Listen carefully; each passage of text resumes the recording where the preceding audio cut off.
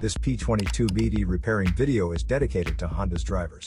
If your Honda is getting a P22BD error code, this video is going to show you one practical solution to fix the error code at home.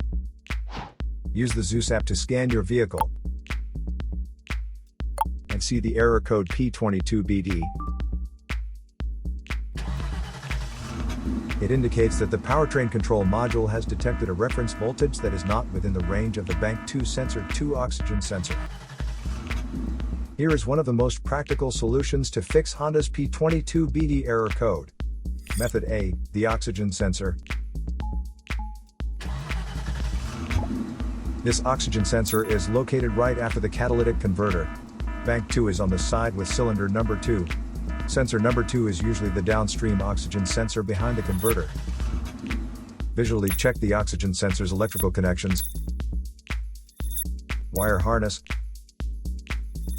and metal tabs for any damages.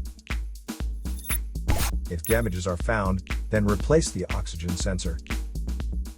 If there is no damage found on the oxygen sensor, you would need to take your car to consult professional mechanics. So here is one of the most practical solutions to fix Honda's P22BD error code. After the repair, you can now use the Zeus app to clear the error code.